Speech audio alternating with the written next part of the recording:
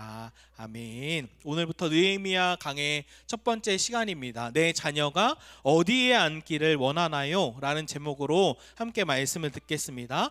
3체어라고 세 가지 의자가 있는데 이야기를 들어보셨나요? 이 의자가 무엇이냐면 첫 번째 의자는 믿음으로 하나님을 경험하는 세대입니다. 첫 번째 의자는 믿음으로 하나님을 경험하는 세대이고, 두 번째 의자는 이 믿음으로 경험한 세대에 대해서 눈으로 본 거예요. 그리고 세 번째 의자는 이 믿음으로 경험한 세대를 본 사람들에게 이야기를 듣는 거예요. 이렇게 하나님을 경험했대라고 귀로 듣는 겁니다. 그럼 부모인 여러분들에게 묻습니다. 여러분의 자녀가, 온라인으로 드리는 여러분의 자녀가 이 세 가지 의자 중에 어디에 앉기를 원하나요? 이은미 사모님, 어디에 앉기 원하나요? 여러분의 자녀가 어디에 앉기 원하나요? 이은솔 집사님은 어디에 앉기 원하나요? 저는 진심으로 우리 다음 세대 아이들이 다 한 명도 빠짐없이 믿음을 경험하는 세대의 의자를 앉기를 원합니다. 정말로 원해요. 마치 이런 거예요.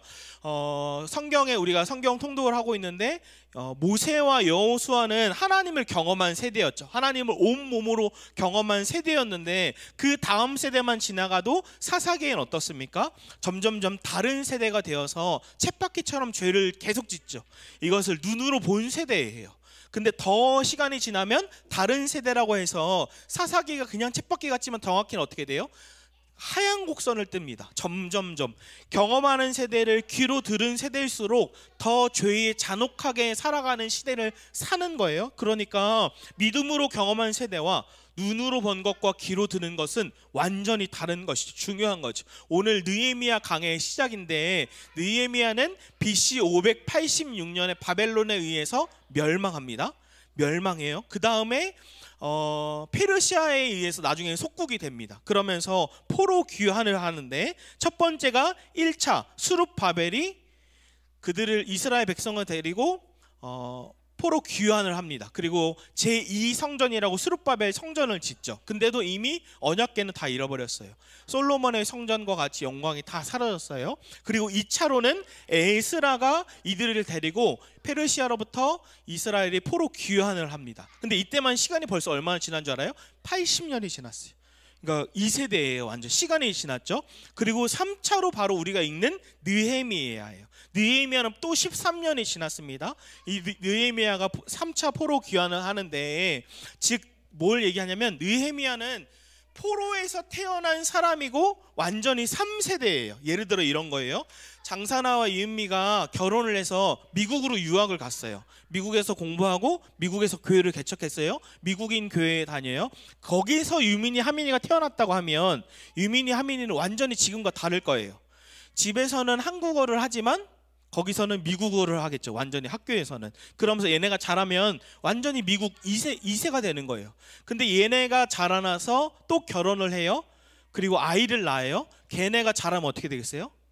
완전히 미국인이 되는 거예요. 그러니까 마치 바나나처럼 겉은 노란데 동양인인데 속은 백인처럼 완전히 백인이 되어버리는 것이죠. 무엇을 의미하냐면 느헤미야도 3세로 그 포로에서 태어나고 자랐기 때문에 완전히 그들과 생각이 같고 달라질 수밖에 없는 거예요. 그런데 놀라운 것은 느헤미야는 3세처럼 바나나처럼 완전히 다르지 않고 하나님을 경험하는 세대가 될 수 있었어요. 도대체 어떻게 그럴 수 있었나? 오늘 본문 1장 3, 4절을 함께 다시 읽어볼게요. 3절, 4절 느헤미야의 마음을 생각하면서 한번 읽어볼게요. 시작. 그들이 내게 이르되 사로잡힘을 면하고 남아있는 자들이 그 지방 거기에서 큰 환난을 당하고 능욕을 받으며 예루살렘 성은 허물어지고 성문들은 불탔다 하는지라. 내가 이 말을 듣고 앉아서 울고 수일 동안 슬퍼하며 하늘의 하나님 앞에 금식하며 기도하여. 아멘. 느헤미야가 분명히 3세로 완전히 다른데 나라가 무너지니까 어떻게 마음속으로 애통하고 앉아서 울고 슬퍼 기도하면서 그것도 금식하며 기도하는 거예요. 마치 미국 3세가 바나나처럼 동양인이고 속은 미국인인데 한국에서 나라가 무너졌을 때 어떻게 금식하면서 애통하면서 하나님의 마음을 품고 기도하는 사람이 될 수 있냐? 말이 안 된다라는 거죠. 도대체 느헤미야는 어떻게 하나님의 마음을 품을 수 있었는가입니다. 다시 질문합니다. 여러분의 자녀는 어느 의자에 앉기를 원하나요? 저는 진심으로 우리의 다음 세대가 이 첫 번째 믿음을 경험하는 세대의 의자에 앉기를 간절히 원하는 거예요. 유민이가 저에게 개인적으로 질문을 많이 합니다. 하나님을 경험한 것들 얘기를 많이 하는데 이번 주에도 이렇게 자다가 저한테 물어보는 거예요. 아빠, 만약에 하나님한테 선물을 달라고 기도하는데, 장난감을 달라고 기도하는데 하나님이 나한테 장난감을 이렇게 탁 하고 주지 않는데 하나님이 나에게 어떻게 응답하는 거야? 라고 물어보는 거예요. 그래서 제가 뭐라고 얘기했냐면, 기도에 대해서 이야기해 주다가 하나님이 하늘에서 선물을 떨어주는 게 아니라 부모님을 통해, 사람을 통해 이렇게 선물을 주는 거야, 너가 기도할 때. 근데 기도에 대해서 이야기해 주면서 욕심으로 기도하는 거와 그렇지 않은 것을 얘기해 줬죠. 그러면서 제가 뭘 얘기해 줬냐면, 예전에 많이 이야기했었던 필리핀 선교 때, 아마 김은수 지사님, 이은수 지사님 같이 갔을 거예요, 그죠? 필리핀 선교 때 80만 원의 재정인데 그 중에 아빠가 27만 원밖에 없었어요. 일을 하고 있는데. 근데 부모님한테 손 벌리고 싶지 않아서 그때 하나님께만 기도했어. 하나님, 이 재정을 채워주세요. 제가 일을 해서 벌든 어떻게 하든 부모님께는 손을 안 벌리게 해주세요 라고 기도했어. 누워서 둘이 얘기하는 거예요, 잠잘 때. 그러면서 하나님께 기도했더니 어느 날 카페에서 아빠가 일을 하고 있는데 한 부부가 와서 자기가 기도 중에 감동이 있다고 23만 원을 줬어. 특이하게 20만 원이 아니라 23만 원이었어. 그럼 합치면 50만 원이 됐지. 그리고 또 기도했어. 그러다가 한 집사님과 한 선생님이 아빠한테 10만 원씩을 하나님께 마음을 감동받았다고. 아빠가 누구한테도 얘기하지 않았는데. 그리고 마지막 10만 원이 남았어. 근데 일주일밖에 안 남았는데 그때 한 형님이 와서 카페에서 사나야 하고 봉투를 줬어. 그 봉투를 열어봤는데 얼마인 줄 알아? 10만 원? 하니까 맞아, 10만 원이었어. 그러니까 온몸이 소름을 돋으면서 내가 아빠가 거기서 참 울면서 하나님 왜 이렇게 저에게 잘해주세요 라고 기도할 때 하나님이, 사나야 내가 너와 친하잖아, 그러면서 시편 25편에 여호와의 친밀하심이 그를 경외하는 자들에게 있다, 이렇게 하나님의 마음을 주셨어. 이게 욕심이 아니라 하나님의 선교를 위해서 줄 때 이렇게 경험했어 라고 얘기해 주니까 제가 믿음으로 경험한 걸 뭐예요? 진짜 이 눈 같았어요. 유민이가 동그랗게. 신기해요. 제가 얘기해주면 많이 얘기해주거든요. 눈으로 보고 귀로 듣는 거죠. 근데 하나님을 경험한 건 아니죠. 그러니까 저한테 늘 얘기하는 게, 아빠 나도 어떻게 하나님을 인격적으로 만날 수 있어? 하나님을 인격적으로 만난다는 게 뭐야? 라고 계속 물어보는 거죠. 그럼 이걸 얘기하고 싶어요. 어떻게 해야 우리의 자녀들이 믿음을 경험하는 세대가 될 수 있는가? 이게 오늘 키 질문입니다. 어떻게 해야 우리의 자녀들이 첫 번째 의자처럼 믿음을 경험하는 세대가 될 수 있는가? 이 믿음을 경험하는 거랑 눈으로 보고 귀로 듣는 거를 비교하기 쉬운데 제가 이 예화를 한번 했던 것 같아요. 예를 들어 이런 거예요. 위드처치의 교회가 있고 한 성도를 전도하기로 했어요. 이 성도가 위드처치에 대해서 들었어요. 그래서 위드처치를 가봐야겠다 해서 오늘 주일날 주차장에 간 거예요. 차를 타고 위드처치를 가봐야지 했는데 주차장에서 한 친구를 만나요. 그래서 너 어디가? 이웃 주민을 만난 거예요. 그래서 저 용인 동백에 위드처치가 있다고 해서 가려고 해요. 야, 내가 용인 동백에 30년 살았는데 위드처치는 없어. 그러니까 그러면은 한 번도 안 가봤으니까 이 친구는 흔들릴까요? 안 흔들릴까요? 흔들리죠. 없는 거 아니야? 없어라고 얘기하니까, 한 번도 경험해 본 적이 없으니까. 그래서 저한테 전화가 와서, 목사님 용인 동백 여기 주소에 위드처치가 있는 게 맞나요? 네 맞아요, 오세요. 오케이, 목사님 말을 믿고 일단 왔어요. 그랬더니 위드처치가 있어요. 4층에 와서 같이 찬양하고 말씀 듣고 어린이 예배 드리고 꽃게탕 먹고 나눔하고 실컷 하고 갔어요. 그리고 다음 주에도 아싸 그럼 위드처치도 가야지 하고 다음 주에 또 주차장에 왔는데 그 친구가 또 만나는 거예요. 너 어디가? 나 용인 동백에 위드처치가. 야, 용인 동백에 내가 30년 살았는데 위드처치는 없어 라고 했을 때 이 친구가 의심이 될까요? 의심이 안 될까요? 의심이 안 되죠. 왜냐하면 직접 경험했으니까. 즉 무엇이냐면 믿음을 경험한 것과 눈으로 보고 귀로 들은 것은 이렇게 다른 것이죠. 진짜 하나님을 경험했는가, 아니면 눈으로 보고 귀로만 들었는가. 근데 중요한 질문인데, 그러면 부모인 우리는 어디에 앉아 있나요? 이게 중요한 질문입니다. 오늘의 부모인 나는 믿음을 경험하는 의자에 앉아 있는가? 아니면 눈으로 보고 귀로 듣는 의자에 앉아 있는가? 그러니까 저는 과거로도 이야기하고 싶지 않아요. 현재 지금 내가 왕년에 회장이었어, 왕년에 이렇게 신앙생활을 했어가 아니라 지금 현재 나는 어디에 앉아 있는가? 이게 왜 중요하냐면 이런 거예요. 부모가 먼저 하나님을 경험한 세대면 아이들도 믿음을 경험하는 세대가 됩니다. 그런데 부모인 우리가 하나님을 경험하는 세대가 되지 않으면 아이들도 경험하지 않는 세대가 될 확률이 굉장히 높습니다. 굉장히 높아요. 그러면 도대체 이 3세였던 느헤미야는 도대체 어떻게 하나님을 경험했나? 그 열쇠가 느헤미야 1장 1절에 있습니다. 우리 느헤미야 1장 1절을 함께 한 목소리로 읽어볼게요. 시작.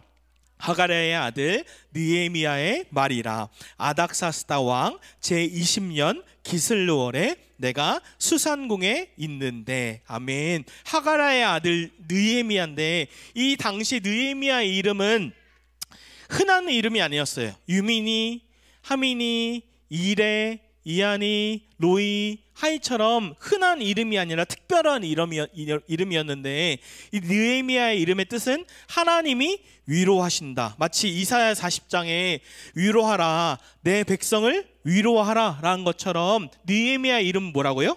하나님이 위로하신다예요. 근데 중요한 건 이 하나님이 위로하신다라는 이름, 즉 하나님이 느헤미야를 통해 이스라엘 백성을 구원하고 하나님이 구속하신다는 건데 이 이름을 누가 지어줬겠습니까? 아버지 하가랴. 부모가 먼저 믿음으로 하나님을 경험한 세대이기 때문에 이 자녀도 하나님을 경험한 세대가 될 수 있는 거예요. 예를 들어 제가 24년 12월 마지막 주 어워드 할 때 기억나나요? 24년 어워드 할 때 마지막 주에 다 이 질문이 있었어요. 이미 사모님이 물어봤던 질문인 건데, 유경준 집사님이 신앙에 가장 영향을 받은 사람은 누구인가요? 이은소 집사님이 가장 영향을 많이 받은 건 누구일까요? 제가 내심 목사님 소리가 하나 나올 줄 알았는데 단 한 명도, 우리 윤조 집사님부터 홍희 집사님부터, 근데 제가 하나도 섭섭하지 않고 그게 맞다라고 생각했어요. 왜 맞다라고 생각했냐면 과거에는 신앙에 누구에게 가장 영향을 많이 받았나요 하면 1위가 목회자였어요. 근데 지금은 통계가 뭔지 압니까? 지금은 가족이에요. 저는 이제 자유해졌어요. 나에게 가장 큰 무게가 없다. 근데 굉장히 중요한 거죠.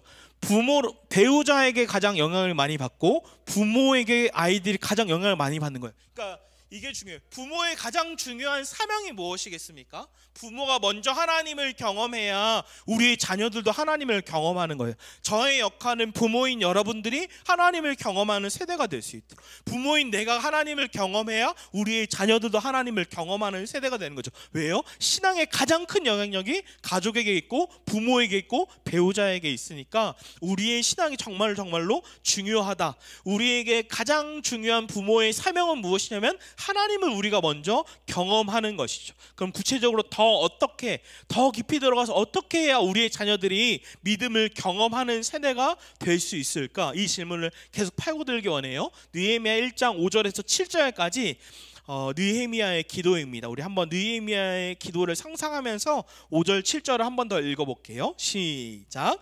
이르되 하늘의 하나님 여호와 크고 두려우신 하나님이여, 주를 사랑하고 주의 계명을 지키는 자에게 언약을 지키시며 긍휼을 베푸시는 주여 간구하나이다. 이제 종이 주의 종들인 이스라엘 자손을 위하여 주야로 기도하오며 우리 이스라엘 자손이 주께 범죄한 죄들을 자복하오니 주는 귀를 기울이시며 눈을 여시사 종의 기도를 들으시옵소서. 나와 내 아버지의 집이 범죄하여 주를 향하여 크게 악을 행하여 주의 종 모세에게 명령하신 계명과 율례와 규례를 지키지 아니하였나이다. 아멘.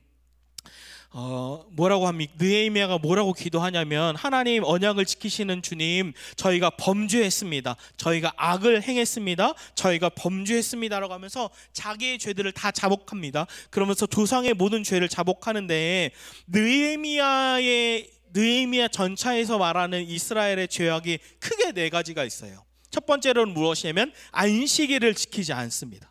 두 번째는 11조를 드리지 않습니다. 느헤미야 안에서예요. 세 번째는 이방인 여인과 통혼합니다. 이 말은 우상을 숭배한다는 거죠. 마지막 네 번째로는 제사장의 직분, 예배를 경멸히 여기는 것. 이게 느헤미야의 큰 죄악이에요. 그래서 느헤미야는 단순히 성벽을 짓는 이야기가 아니에요. 느헤미야는 구약의 교회론입니다. 에베소서가 신약의 교회론이라면 느헤미야는 구약의 교회론인데, 성벽을 짓는 것뿐만 아니라 무엇이냐면 영적으로 무너져 있는 교회론, 교회를 다시 세우는 것이 느헤미야예요. 이게 중요한 겁니다. 단순히 성벽만 짓는 것이 아니라 다시 영적인 교회론을 세우는 것. 느헤미야 1장 10절이 굉장히 중요한 말씀이거든요. 우리 10절 말씀을 읽어볼까요? 시작. 이들은 주께서 일찍이 큰 권능과 강한 손으로 구속하신 주의 종들이요 주의 백성이니이다. 아멘. 느헤미야가 포로 귀환함으로 하나님의 구속을 출애굽기와 같이 이미지를 보여주는 건데, 우리가 지금 출애굽기 읽고 있잖아요. 즉 출애굽기를 보면 그들이 10계명을 잘 지켜서 구원받았나요? 아니죠. 이거 아이들도 압니다. 우리가 착하기 때문에 말씀 잘 지켜서 구원받은 거야를 아닌 거를 아이들도 알아요. 무엇이에요? 먼저 하나님이 죄인인 우리를 먼저 구원해 주시고 우리는 어떻게 죄에서 승리할 수 있을까를 고민하는 삶인 거예요. 즉 이 느헤미야 1장 안에 복음이 잘 스며들어 있는데 내가 바닥까지 얼마나 죄인인지를 먼저 보는 거예요. 느헤미야는 죄인이 굉장히 괜찮은 신앙인 같잖아요. 근데 바닥까지 죄인인 것을 깨닫고 하나님의 사랑이 얼마나 큰지를 아는 거예요. 그때 이 진짜 하나님의 은혜를 아는 거예요. 잘 생각해 볼래요? 나는 죄인이 아니야. 난 괜찮은 목사야. 난 괜찮은 남편이야. 난 괜찮은 아빠야 라고 자기가 바닥인 죄인이 아니라 이렇게 커버리면 어떻게 되는 줄 알아요? 하나님의 사랑이 얼마나 큰지를 몰라요. 근데 제가 살아보니 난 괜찮은 목사가 아니구나, 괜찮은 남편이 아니구나, 괜찮은 아빠가 아니구나, 바닥까지 죄인인 것을 제가 깨달을 때 진짜 복음 앞에 나에게 소망인 것은 예수님 뿐이구나 라는 것을 진짜 깨닫게 되는 거예요. 그래서 박리부가 사모님이 이 복음의 세 고리를 이야기해 줬는데, 첫 번째가 복음의 진리예요. 잘 생각해 볼래요? 복음의 진리를 아이들도 알아요. 아이들한테 어린이 예배 드릴 때 너희가 말씀을 지켜서 구원받았니? 아니요. 우리가 죄인인데도 우리를 구원해 준 것도 알아요. 우리도, 유경준 집사님도, 이은미 사모님도, 은수 집사님도 다 알아요. 우리가 전적인 하나님의 은혜로 구원받았다는 걸 다 알아요. 진리를. 두 번째로는 이 복음을 누리는 겁니다. 세 번째로는 그 복음을 전하는 사명을 사는 거예요. 우리의 부모의 사명이 뭐라고요? 아이들에게 하나님을 경험하게 해주는 것. 이것이 사명이에요. 근데 이 세 개 중에 뭐가 제일 중요해요? 복음을 누리는 게 제일 중요해요. 부모가 먼저 복음을 누리는 게 중요해요. 유기성 목사님이 딸이 2명이 있는데 한 딸이 중3 때 시험을 완전 망친 거예요. 그래서 침실에서 막 울고 있으니까 박리부와 사모님이 가서 좀 기도해 주세요라고 한 거예요. 그래서 유기성 목사님이 가서 딸을 위해서 막 울고 있으니까 머리 안수기도 해주는 거예요. 그랬더니 기도해 줘서 아빠 너무 고마워요가 아니라 버럭 화를 내는 거예요. 아빠, 난 하나님이 안 믿어진다고. 어떻게 내 안에 하나님이 계셔? 난 안 믿어져. 아빠는 그게 믿어져? 라고 완전히 화를 내는 거죠. 아빠는 좀 당황하죠. 기도해 줬는데. 근데도 계속 기도해 줄 수밖에 없었죠. 그리고 시간이 흘려서 고3 때 딸이 학원 데려다 달라고 그래서 아빠가 쭉 가서 딸을 데려다 준 거예요. 근데 딸이 차에서 조수석에서 아빠한테 고마워 하는 거예요. 뭘 고마워, 아빠니까 당연히 데려다 주지. 근데 그게 아니라 아빠, 사실 나는 하나님이 안 믿어졌어. 인터넷 다 찾아봤는데 하나님이 없다는 얘기로 가득해서 나도 안 믿어졌어. 그런데 아빠를 보니까 아빠는 진짜 예수님이 안에 있는 거잖아. 그렇지 않고서는 아빠가 그렇게 살 수 없잖아 하면서 내가 아빠를 보고 진짜 하나님이 살아계시다는 것을 알았어.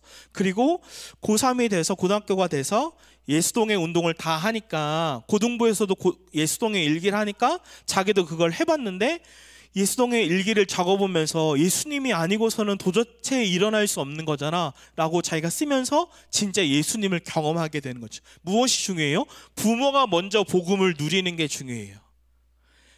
그때 자녀들이 흔들릴지라도 부모가 먼저 복음을 누렸기 때문에 자녀도 부모를 보고 복음을 누리게 되는 거죠. 여러분, 이 원리가 굉장히 중요합니다.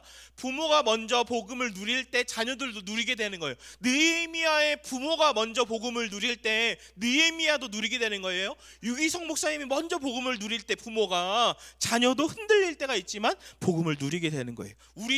부모인 우리도 먼저 복음을 누려야 우리 자녀들이 흔들릴 때가 있지만, 아직 하나님을 경험하지 못했지만 하나님을 경험하게 되는 거예요. 그래서 느헤미야는 1장부터 13장까지 다 큰 9번의 기도로 나옵니다. 기도하면서 이 느헤미야가 진짜 기도를 누리는 거죠. 그래서 한번 질문해 볼래요? 부모인 내가 지금 복음을 누리고 있는가? 부모인 내가 기도를 누리고 있는가? 이거 두 가지만 질문하면 되는데, 첫 번째로는 여러분이 오늘 기도할 때 한번 생각해 볼래요? 일상에서 기도할 때 내가 기도할 때 기쁨이 있는가? 두 번째, 내가 기도할 때 쉼이 있는가? 뭐라고요? 첫 번째는 기도할 때 기쁨이 있는가? 두 번째는 기도할 때 쉼이 있는가? 왜냐하면 이 복음을 이루신 원형, 왜 복음을 그렇게 이루었냐면 에덴 동산을 회복하기 위해서예요. 기도의 원형이 어디 있냐면 에덴 동산이에요. 그래서 오늘 이거예요. Walking with Jesus, 부모가 먼저 누리자예요. 느헤미야를 보면, 느헤미야 2장에서도 보면 그 순간에 하나님께 기도하고 하나님을 모든 앞에 순간에 두고 느헤미야는 계속 기도하는 사람이었고, 유일하게 고통 속에서 쉼을 누리고 기쁨을 누릴 수 있는 게 하나님과의 관계로부터 나오는 거예요. 한번 따라해 볼까요? Walking with Jesus, Walking with Jesus. 부모가 먼저 누리자. 부모가 먼저 누리자. 저도 탄천을 걸을 때 이번 주에 엊그저께 100옷 부모님 댁 가서 아내랑 같이 걸으면서 대화할 때 함께 동산을 거닐듯이, 제가 저번 주에 혼자 탄천이 아니라 내 공원을 걸을 때 예수님과 같이 걷듯이, 주님, 제가 기도할 때 유일한 기쁨이 되고 제가 기도할 때 유일한 쉼이 될 수 있는 거죠. 이걸 부모가 먼저 누릴 때, 유기성 목사님이 먼저 누릴 때, 느헤미야의 부모가 먼저 누릴 때, 우리가 먼저 누릴 때 자녀들도 누리게 되는 것이, 이게 중요한 거죠. 제가 마지막으로 다시 질문합니다. 여러분의 자녀는 어디에 앉기를 원합니까? 진짜로요. 믿음을 경험하는 세대의 의자에 앉기 원합니까? 아니면 그것을 눈으로 보고 귀로 듣는 세대가 되기를 원합니까? 저는 진심으로 우리의 자녀들이 진짜 믿음을 경험하는 세대의 의자에 앉기를 원해요. 제가 유기성 목사님 예수동의 일기를 봐보니까 맨 마지막에 예수님을 의식하게 하고 60%가 써 있더라고요. 그래서 제가 해봤어요. 2, 3주 동안 예수님을 의식하게 하루 동안. 그러니까 몇 프로 나왔게요? 3%, 5%, 10%. 그래서 제가 뭐라고 썼냐면, 부모 말고 목사인 내가 먼저 누리자, 이렇게 썼어요. 제가 먼저 누리자. 누군가는 예수님을 24시간 바라보는 건 불가능합니다 라고 얘기합니다. 근데 여러분, 가능합니다. 한번 생각해 볼래요? 만약 차를 K5를 사려고 해요. 그럼 운전하면서 뭐만 보여요? K5만 보여요. 유건 선생님 집을 사려고 해요. 운전하면서도 뭐만 보여요? 집만 보여요. 돈을 벌려고 해요. 그럼 뭐만 보여요? 돈만 계속 생각해요. 부모인 우리가 복음을 진짜 누리는 세대가 되고 싶다. 먼저 누리는 세대가 되고 싶다. 우리의 자녀들이 진짜 누렸으면 좋겠다. 복음을 그렇게 생각하는 사람은 예수님을 생각하게 되어 있습니다. 진짜 예수님과 동행하게 되는 것이죠. 오늘 설교 전체의 핵심 질문이 뭐였어요? 어떻게 해야 우리의 자녀들이 하나님을 경험할 수 있는가? 정답은 Walking with Jesus, 부모가 먼저 누리자예요. 느헤미야의 부모가 먼저 누릴 때 느헤미야가 누리게 됐고, 유기성 목사님이 먼저 누릴 때 자녀가 먼저 누리게 됐듯이, 부모인 우리가 먼저 누릴 때 우리의 자녀들도 하나님을 반드시 누리게 되어 있는 것입니다. 이것이 부모인 우리의 가장 중요한 사명입니다. 우리 마지막으로 읽어볼까요? Walking with Jesus, Walking with Jesus. 부모가 먼저 누리자. 부모가 먼저 누리자. 우리 찬양하고 기도하겠습니다.